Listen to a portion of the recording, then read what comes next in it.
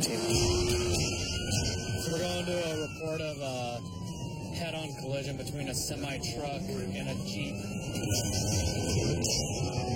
Sounds like there was a trooper that witnessed the accident.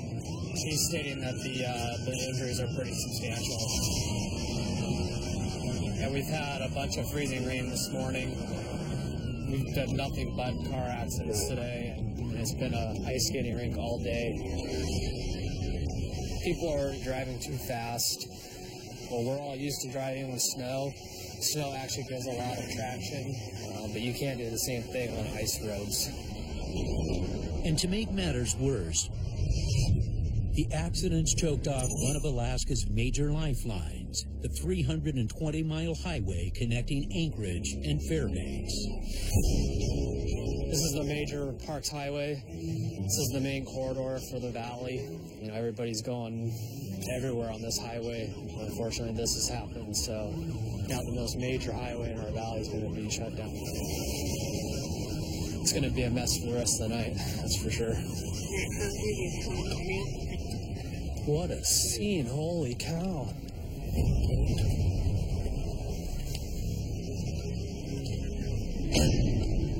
Shut down. Okay. And have people go down buying, since it's going to be closed a while. Okay. Trooper Anderson walked straight into a three-car nightmare.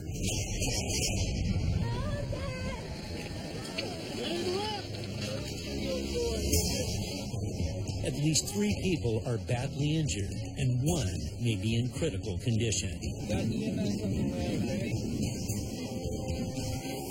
How's this guy doing? Life-threatening? He's not looking too hot. He's in and out of consciousness. I'm gonna go check up here. And this Jeep has got broken leg and neck injury. Okay. Yeah, whoever is in that Jeep is worse off than anybody right now. The injured driver's pinned inside the SUV's wreckage, and paramedics can't reach him. They're gonna use the jaws of life to cut off the doors and part of the roof so they can remove the driver safely. Right now he is conscious, he's talking to us, but he's a little out of it. We're gonna cut the car up pretty good by doing this, but it's to get him out safely. Okay, I want to go door and roof, okay?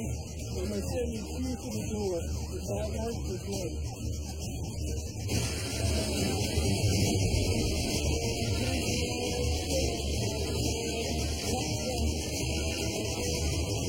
While the emergency crew works to rescue the driver,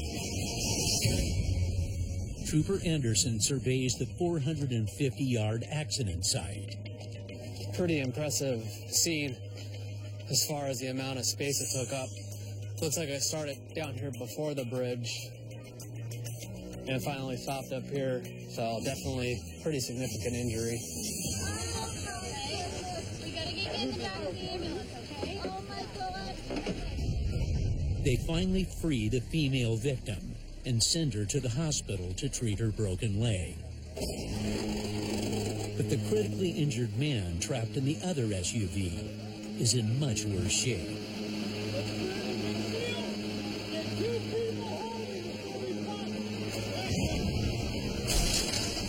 As temperatures continue to dip below freezing, the driver's risk of exposure rises, and the crew still can't assess the full extent of his injuries. He's jacked up. Yeah, he's talking a little bit more, but probably a couple broken legs in there too. The man continues to drift in and out of consciousness as they fight to break him free.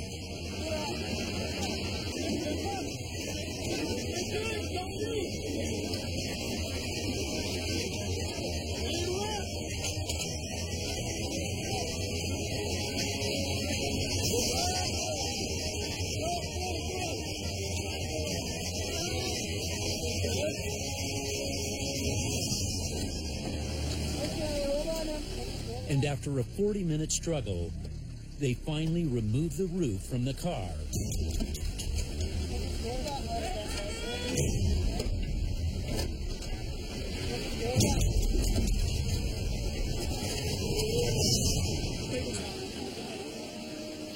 and safely free the driver. Now the race begins anew to rushing to a nearby hospital. We've been on accident scene after accident scene all day long. This is one of the worst days that I've seen on the roads in the last year. You have to be on your toes all the time. Could have been me, could have been any one of us, could have been anybody on the roads today. But the nightmare's not over for the other drivers on the Parks Highway, as the road crews work to clear the site and unsnarl traffic.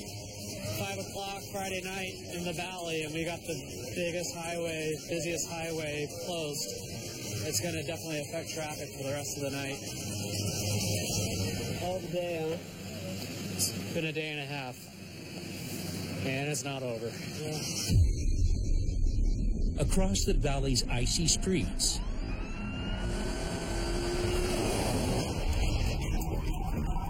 All right, we're headed to a burglary in progress.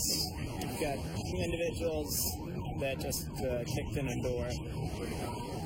They have items in their car. One person is upstairs with a flashlight. They're putting items in the car. 1D45. They're taking items out of the house, loading up the vehicle. We've got one person upstairs with a flashlight, still looking for stuff. We're about 6 miles out. a rapid response time is crucial, and the icy conditions are working against them.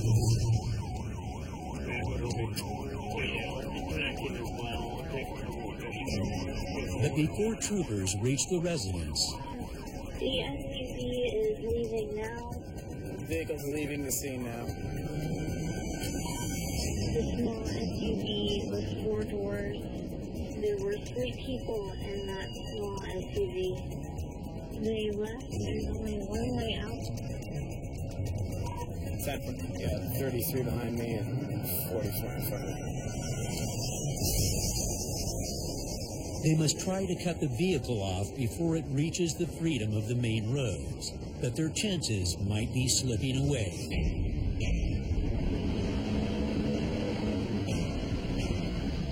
Suddenly, lead trooper Andrew Galt sees the SUV coming straight at him.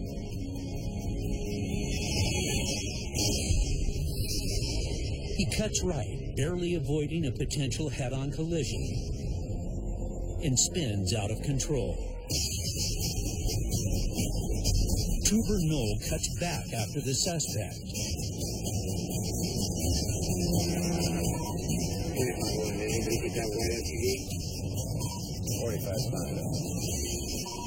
I got eyes on you. Trying to catch up on these roads is difficult. If he takes off on me, I don't know if I'm going to be able to keep up with him. He's got a 4-wheel drive, I've got a rear-wheel drive.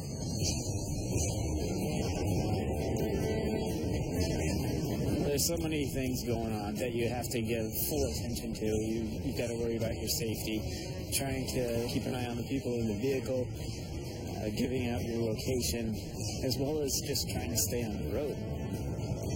It's taking a right on Polar Bear and trying to catch up to it.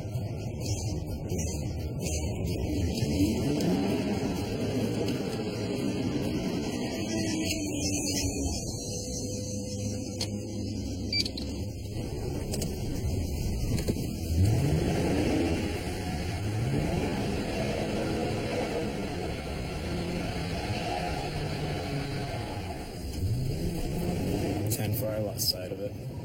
45, confirm your location. Passing Lucille now. 3345. Could you start down Selden? 10-12 ready. 10-4. Back on 11. No vehicles came out and turned up north, and all the vehicles were down south. 10-4. 45, 17. It looked like a white RAV4.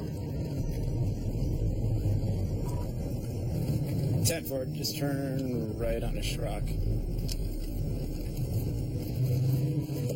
Let's get a speed on. Knoll turns onto a side road and picks up the trail again. Mac on 45. I'm behind the vehicle now. He catches up to it on a straightaway and calls in the license plate number. That vehicle is listed as impound for $3,500. It's been pulled over before for narcotics violations. A lot of drug history with that vehicle. 1745, what's your 20? Couple 100 yards back. 10 for passing Wilmington. I'm gonna wait to 1036 till you catch up. Noel decides to play it safe. We don't know who is in that vehicle. We don't know if they have warrants. We don't know what substances they're using. There's a whole lot of unknowns. It makes it very unpredictable.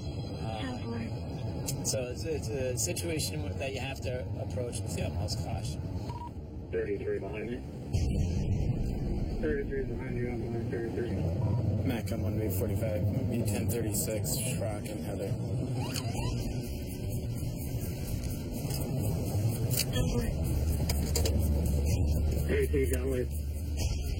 After a 12-minute chase, the suspected burglar finally pulls over. Shut off the vehicle! Do not get out! Get your hands where we can see them now! Driver of the vehicle! Open your door! Open your door from the outside!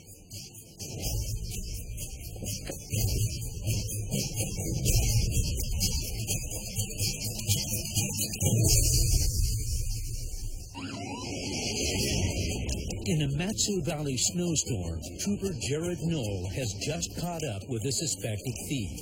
Shut off the vehicle! Get your hands where we can see them now! Driver of the vehicle! Open your door from the outside!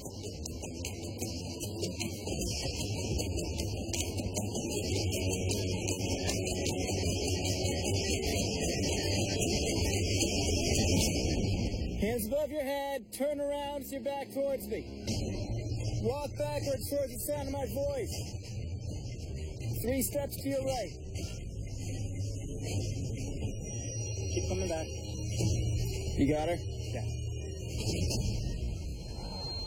But she's not alone. Passenger in the front seat. Open the door with your right hand. Step out of the vehicle. Keep coming. Write it down your name.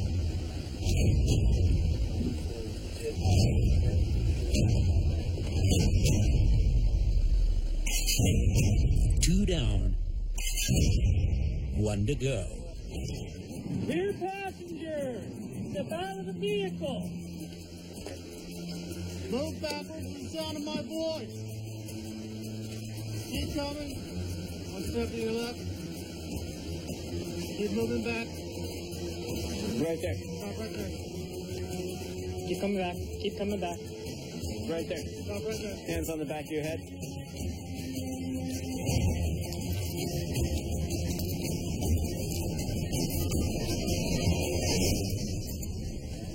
All right, stand up.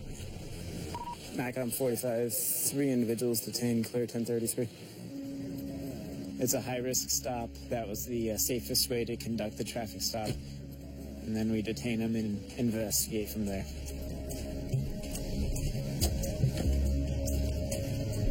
Inside the car, troopers find evidence of their alleged theft in plain view.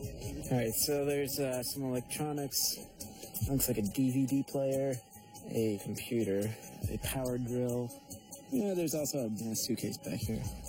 But that's not all. When they check the front seat, We got some drug paraphernalia in plain view. There's a tutor right here. Foil? Okay. Trooper Knoll immediately calls for a drug-sniffing canine. We do have some drug paraphernalia and stuff. We're going to have Tango 38 run his dog. Then separates the suspects for questioning. All right. So the reason we stopped you guys, we had someone call in that they saw you guys breaking into a house, take some stuff, and leave. There's no burglary. That's his house. That's his house. Okay. He lives there? His dad's rebuilding. Oh, his dad's rebuilding it? What's this guy's name? I don't know. You don't know? So it just comes up to you and says, hey, I'm going to go check on my dad's house. Come with me? Yeah, sure. Right. Sit tight. What's his name?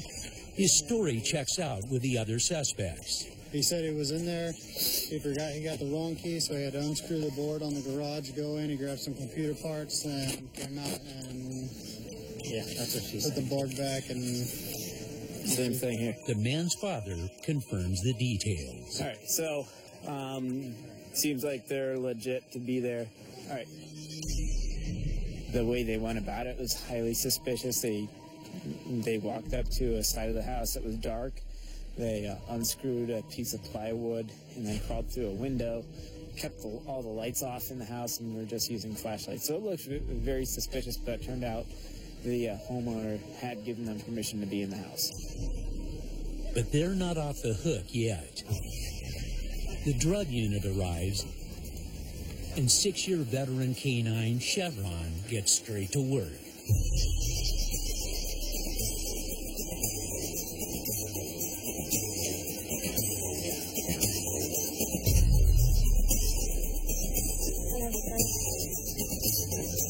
Within minutes,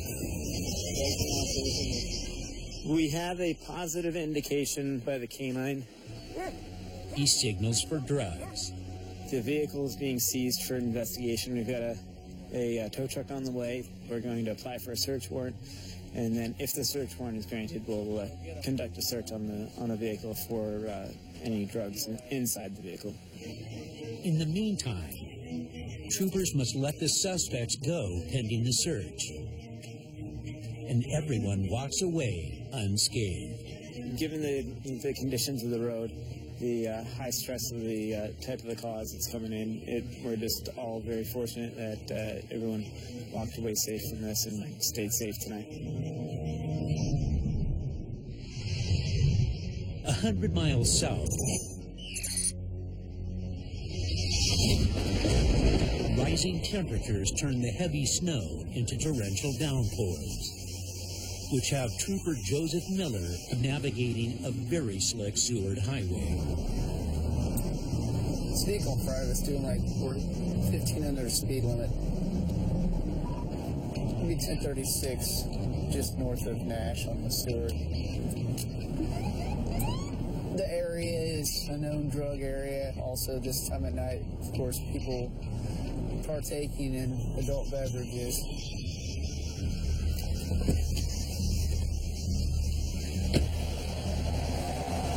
Hello, I'm Trooper Miller. Is everything okay? Because you're driving like 15 under the speed limit and the people behind you getting kind of impatient. Oh, so. yes, everything's okay. It said 45. I was going over it like 41. Okay, yeah, I know your speed armor may be a little off because we were doing like 30 right back there whenever it went to 45, so.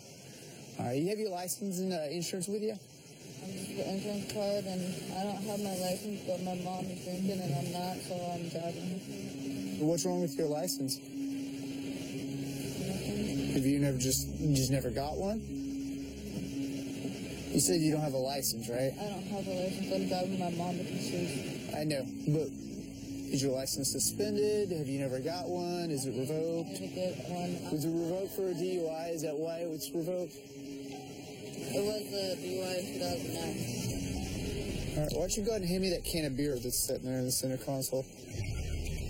That's my mom. There's also one open in the center console right next to your arm. When's the last time you had anything to drink? Maybe like 2 o'clock this morning. Okay, it's 2 o'clock this morning. Okay. You don't have any weapons with you, do you? No. Okay, I'm gonna have you step out with me for a second. I want to check you, make sure you're okay to drive, all right? Because I can smell a good odor. My mom has... Oh. All right, why are we not telling me about this? You don't have any weapons with you, do you?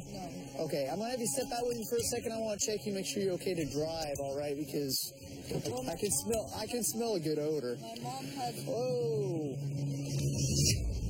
All right, why are we not telling me about this? We'll go ahead and step on it. You don't have any more weapons in the vehicle, do you? No. All right, go ahead and step to the rear of the vehicle.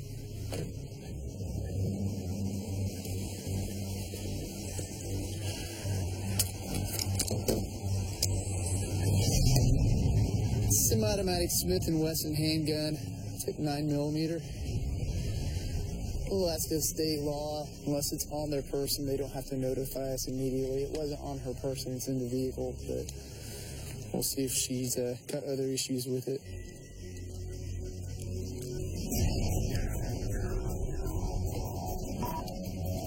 NCIC 149. 29 firearm. I'm checking on the status of the firearm to see if it's stolen. And also checking on the status of the 3 occupants of the vehicle to make sure that they aren't convicted felons. If they're convicted felons, it would be misconduct involving weapons to be in possession of the firearm. Yeah, but the driver She's not a felon. The only thing that could get her to snag up with the firearm now is if it comes back as a stolen firearm.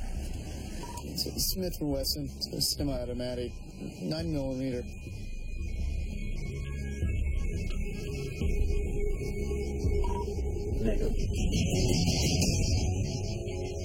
The gun's clean, so Miller checks to see if the driver's impaired. All right, I'm going to check your eyes real fast. Put your feet together, your hands to your side. See the tip of my finger right there?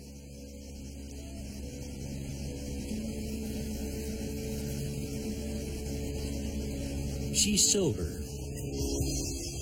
but she's still not going home. Because I'm going to be arresting you tonight from driving with a revoked license. There's no reason for you to be driving. All right? I know that. I understand. All right, but they've got hotels, taxis, etc. There's no reason for you to be driving. Okay? Are you going to just put your hands up for me? The driver, she has a revoked Alaska driver's license, so Class A misdemeanor. She's not supposed to be driving. She was placed under arrest and taken to the Seward jail. The passengers had valid license, but due to their impairment, weren't going to be able to drive the vehicle. So the vehicle was left secured and parked, and a cab was dispatched, a taxi was dispatched to pick up the 2 passengers. 600 miles southeast, in the waters off Kupernoff Island, wildlife troopers Scott Bjork and Clyde Campbell embark on a surprise mission to the ancient Tlingit settlement of Cape. All right. We're headed into Cape. It's moose season up here. There was a report a couple days ago of somebody who got a moose and they didn't salvage it properly and it rotted. So we got to go take a look at the moose, talk to the hunter, kind of figure out what happened there. Abiding by the hunting law is serious business in Alaska. So if they left the meat to rot, they'll be charged with wanton waste. But getting to the 600-person village of Cape is no easy task. It sits on the northwestern edge of Kupernoff Island and is only accessible by air or sea. And many of the hunters here keep a watchful eye out for the troopers. Well, they know what most of our boats look like, and usually once we round that corner back there, they'll get on the radios and let everybody know the troopers are in town.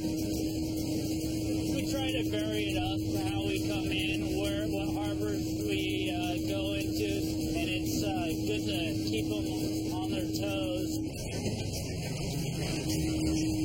Today, they land at a remote location just outside Cape, where a stashed patrol vehicle awaits them.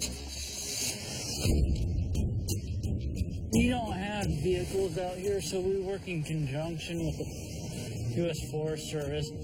There's hundreds of miles of logging roads on this island, and a lot of people hunt off of those roads, so they help us, and, if we see anything that they're violating federal laws, we'll advise them. Troopers head into town where the caller reported seeing part of the moose carcass.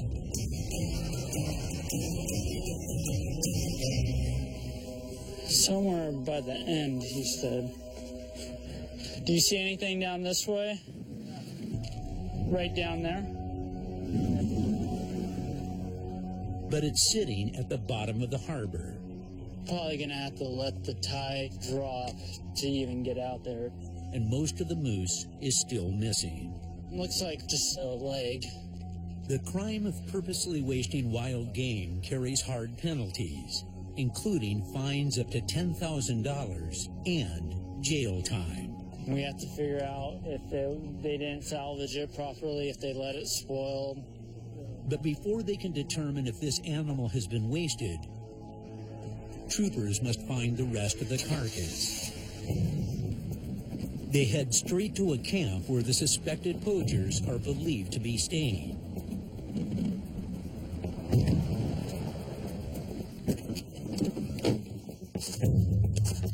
Anybody here? State troopers. I don't see anybody. It's just weird that they left everything right here. Bjork and Campbell split up in case they're still nearby. Can tell where they came in.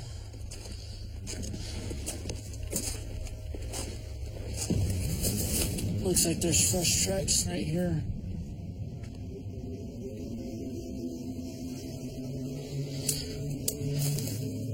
Hello? State troopers.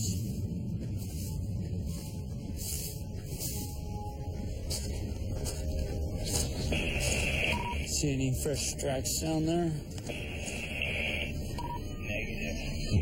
I'm walking the half-mile or so. I haven't seen anything. 10-4.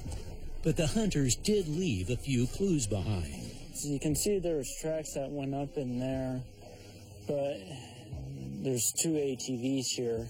I assume it came on a truck as well, so they could be hunting down the road on a truck, trying to haul a moose out.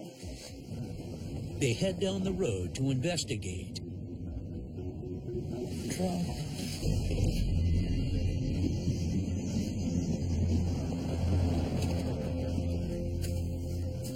State troopers.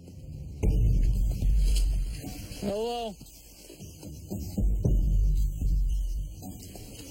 State troopers.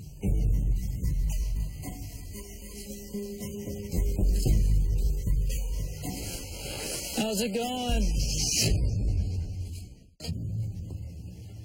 State troopers. How's it going? How's it going? No moose or anything? No? I'm Trooper Bjork. I'm the trooper out of Wrangell. Well, I'll check your guys' license real quick. Should be right there. Alright. And there's my moose tag. Alright. They're not the suspected poachers Trooper Bjork's after. Ready? Appreciate it. Take care. Bjork and Campbell only have one lead left, a gravel quarry at the edge of town. I guess they found a boned out carcass with the head left down in one of the rock dips down this road off one of the logging roads. So, see if anything looks suspicious on it or not.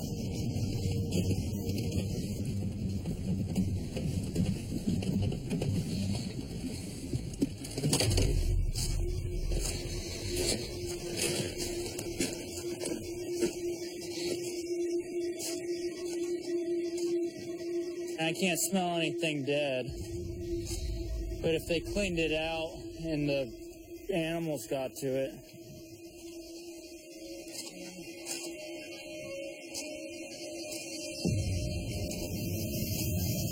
After almost an hour of searching, Well, looks like right there.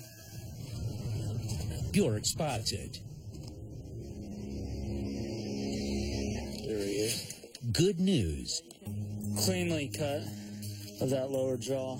The collar was mistaken. The animal was harvested legally. And it looks like all the salvage requirements were met. And who knows, maybe it was checked in and he just didn't realize. We came out, we documented it. To us, it appears that the lower jaw was removed, which is requirement to check it in, and the antlers were removed, so most likely they went to another department, probably in Wrangell or Petersburg, to check it in. That case was solved. From the hunting grounds of southeast Alaska to the streets of Fairbanks, Fairbanks 2035, where Trooper Munson responds to potential drug use spotted in plain view. The 1999 blue Chevy Silverado pickup. The driver of the vehicle was a white male with dirty blonde hair. He injected something into himself. He threw the needle out of the window.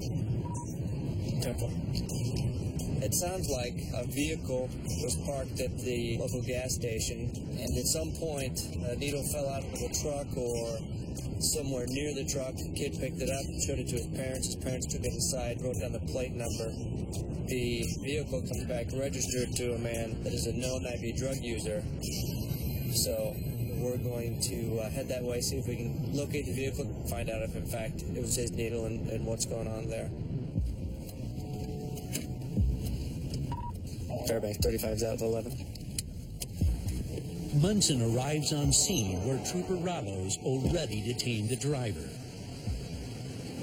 Is this the needle that you threw out the window? It is? Alright, is this the one that had the orange cap that was on your lap there when I pulled up?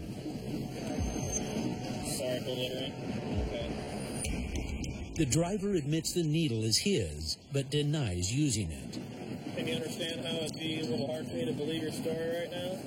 I get someone calling me, telling me that they just watched someone inject a needle, unknown substance, you know, and then chuck the needle out the window. You told me that you're not diabetic. And you tell me that you did throw a needle out the window, and you have the orange cap on your lap when I pulled up here. Kind of seems pretty indicative of someone just using the needle. I couldn't tell you. All these things coming together kind of makes me believe that you did inject heroin, huh? Have you taken any medications, anything? Advil, that's it? Have you drank any alcohol or anything? No? Will you step out, please? Try these steps here.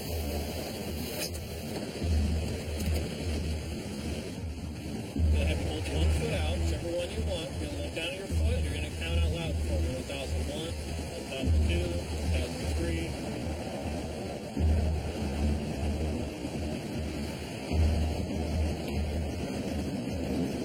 He's not doing so on his field sobriety test. He's definitely having some indication of being impaired. You had to start all over because he just fell over, kind of stumbled, and threw himself back over. But balance might not be the man's only issue. Just like a metal spoon in the back seat there. Why don't you just stand by here just for a second, okay? Behind the passenger seat, there's a metal spoon. It's like a tablespoon, a metal tablespoon measuring spoon. It's behind the passenger seat, but it's flipped down, so I can't see anything inside of it. Could you tell if it's been burnt at all? I can't tell. Where there's smoke, there could be fire. Trooper Rallo asks for the driver's consent to search the vehicle. Okay, you're all right with us looking through there then? Yeah. Okay. No, that's all right. There shouldn't be anything, and if there is, take it. And the hunt quickly turns up several suspicious items.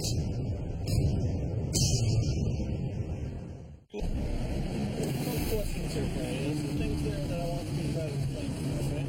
These are all things that I commonly see associated with IV drug use. Okay. Okay. What about this? Pretty common right here what this is. There's no denying that. I know exactly what And what is it? that is. It's a liquor. It's just one used for taking heroin pills, right? Okay. Where's your usual injection sites that you use? Right on your arm. Would you mind showing it to me right now? What about that? What about the, oh, don't pick that up. Look at that fresh blood there. Right on top of the vein. Got pretty big bulbs there. That's from copper wire. Here's what's going on, is I do believe, based on the totality of everything that's going on here, is that you did inject yourself. However, send some things out for testing. Okay. And based on your statements as well, possibly going to be filing some charges later. Okay. But I'm not filing any charges today. Understood?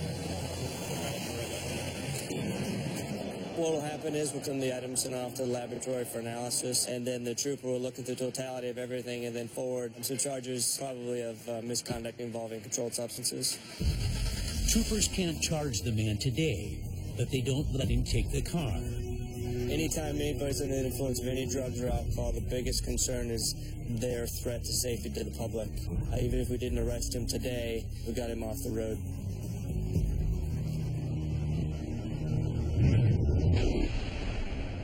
Whether it's potential drug users or dangerous drivers, troopers are always on the hunt. And back on the Kenai Peninsula, Trooper Joseph Miller patrols the high-traffic Sterling Highway. We need to be on the lookout for this vehicle. It's occupied by a male. Anchorage just put out the BOLO, wanting everybody to keep their eye open for the vehicle to try to make a stop on it if we see it. Miller soon spots a vehicle whose driver seems to fit the description, and his vehicle isn't road legal. Can't read his plate from behind. We should have a plate clearly visible with the way the bikes are over it like that. It just raises more suspicion that they might actually just be trying to avoid us. The driver makes a sudden turn. They just pulled into a business here. We want to pull up here, find a good place to pull off. We'll just wait for them to come by again.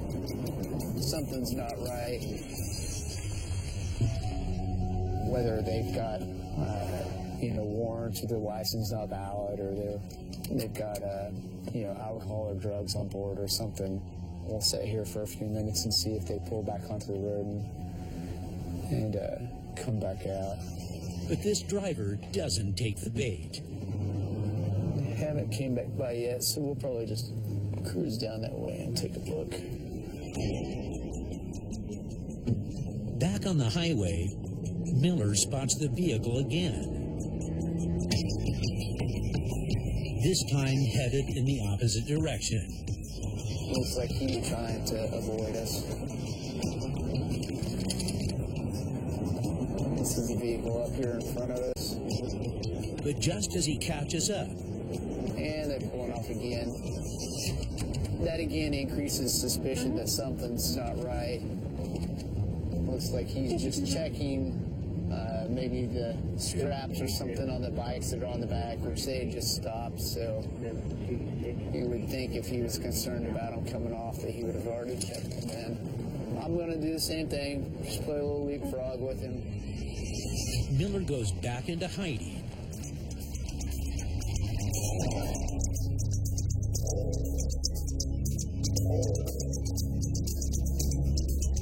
Within minutes, there it is right there.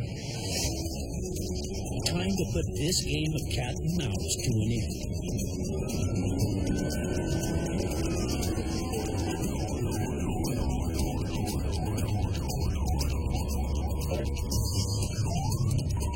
It's about 140, 1036.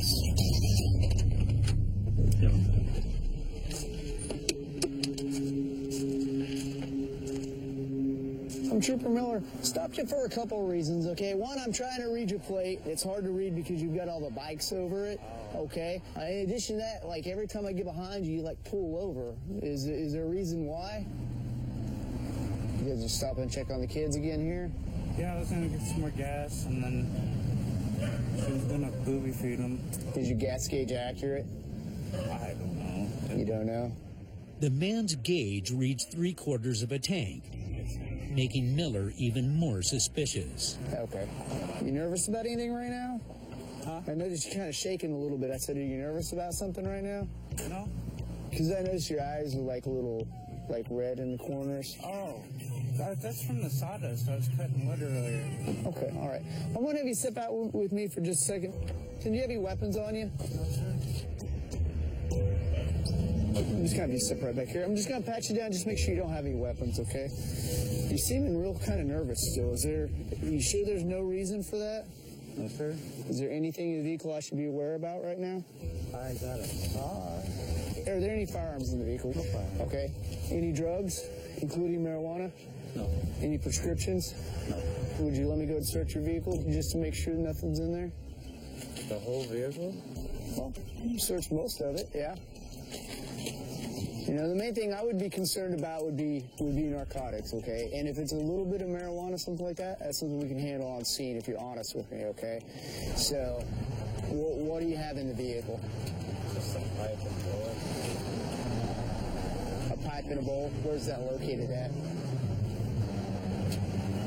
Pipe and bowl. If you want to grab it. All right. Possession of marijuana is still a misdemeanor crime in Alaska, okay? You could go to jail for it, okay?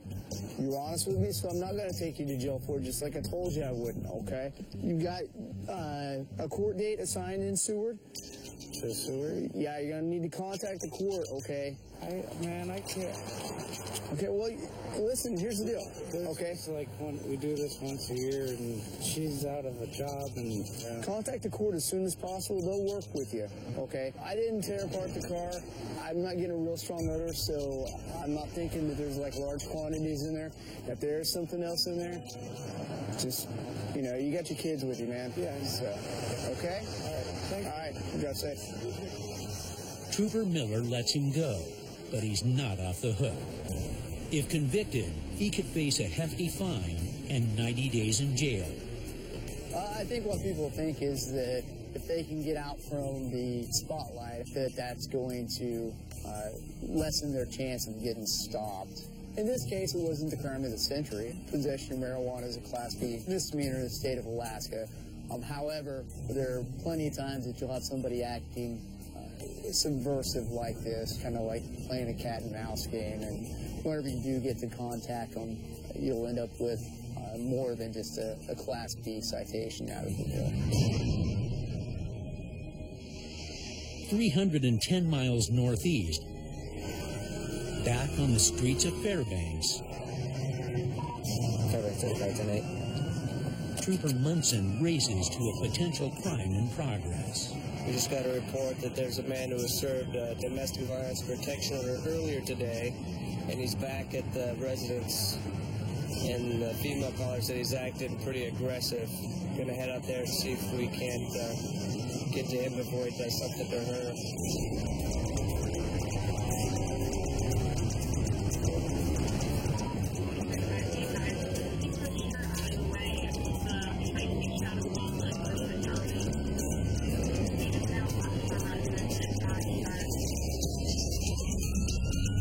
He's left the house in a red Dodge. I'm going to try and catch up to him, but there's two ways to get to that road. So I'm going to go one direction and told another trooper to go the other way so we can box him in.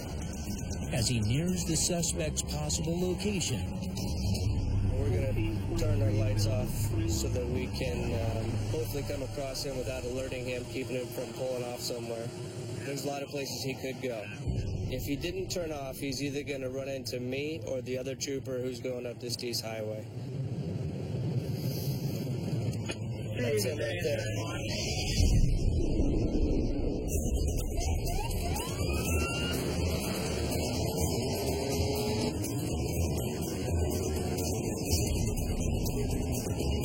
I got the vehicle occupied ×2.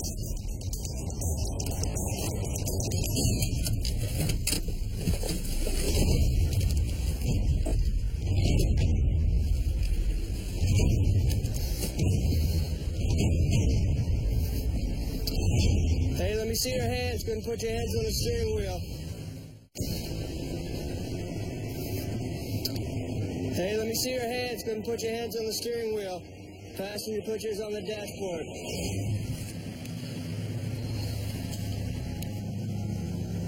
You guys got any weapons in the vehicle? My name's Trooper Munson from the State Troopers. The reason why I'm stopping you today is because of where you're coming from. Any reason why you shouldn't be over there on the road? Yeah. My girlfriend put a restraining order on me and lied on the whole thing about it just to get me out of it. When were you served that? Just like a half an hour ago. Okay. Were you inside the house or anything? Okay. Any reason why she would have called and said you were in the house if you weren't there? I don't know. Probably because if it got a paper check. And what would that be? I don't know. Probably all the dope she did this weekend. Did she have any of that in the house still, or what?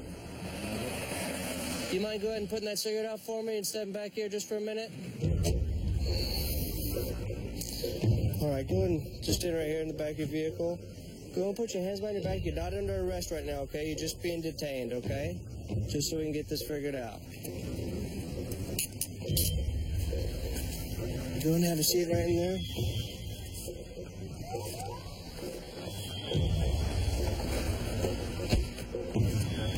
He's saying he wasn't at the house. There's no reason why he'd be up there. His hands were shaking, his voice was breaking, he was staring out the windshield, he didn't want to look me in the eye. He's pretty pissed off. Trooper Munson takes another go at the driver. So why would you say that you were coming down the road and you were just at the apartment or at the trailer? I have no idea, but I was never on. Okay. The officer guy that served me the paperwork followed me all the way to Partners Road, all the way to the seats. Well, we know there's plenty of time you could have gone back and around. Right. Maybe you just forgot something. I mean, did you go back, you got a toothbrush or anything? I got my deodorant, my cologne, and my clothes in the car. And you didn't go back to the house for any reason? No, never went in the house. You never went in the house. So here's the thing, man. I don't want you to get into a tough spot. I can understand your frustration, being pissed off, kicked out of your own house. I can understand that completely. What I don't want you to do is get yourself jammed up for lying to me, okay? You know where this is going. I'm going to go back there. We're going to figure this out. I think my investigation is going to show that you went back to the house. I don't want to have to charge you with lying to me, okay? So do me a favor and just tell me the truth. I wanted my PlayStation. You wanted your PlayStation. Anything else happen when you were there? Did she hurt you? She push you, punch you, anything like that? Okay. I appreciate you being honest with me, though, and tell me that you went back. Okay? Based on the information you've told me, I am going to have to arrest you tonight for violating that domestic violence protection order. All right, sit tight for me, okay? But that's not the only charge he might be facing. In entering the home, he committed a burglary, a felony, also criminal mischief with some destruction of property. He assaulted her inside the house. He was looking at domestic violence assault. So what was it? Just a warning with the protection order. An hour later, he's looking at potential felony and 3 separate misdemeanors.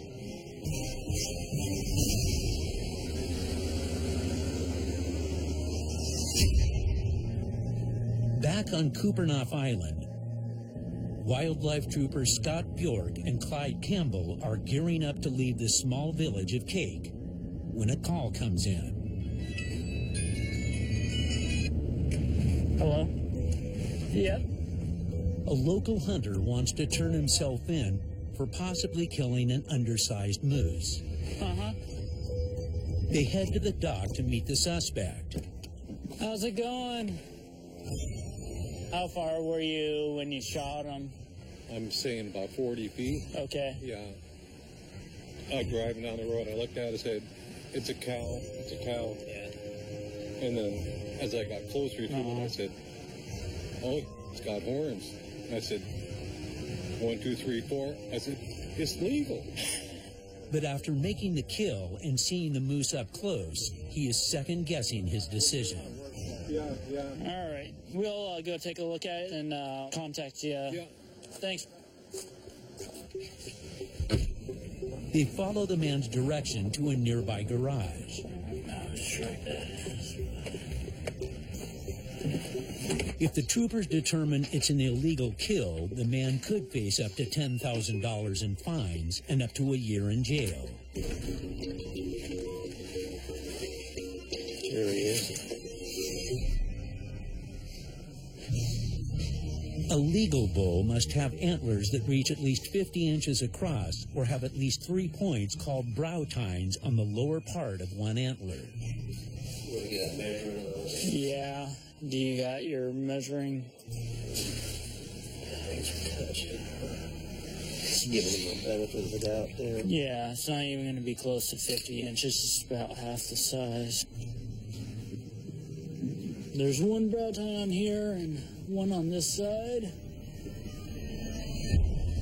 So this is not a legal moose. Troopers cite the hunter $300 for the illegal kill. But because he reported immediately, he saved himself from facing equipment seizures and possible jail time. If we were to catch them in the field and they're trying to sneak it by us, we treated it a totally different way. I'll take some pictures of it. They document the evidence and find a charity that can use the meat. The man I'm looking for. Okay, let's get we offer the meat to the village. It goes right back to our community. It's very important. A lot of these people, they live off of the subsistence of moose and deer and fish and crab that they harvest throughout the year. Especially for the elderly, we try to donate this to them, give it to a good cause.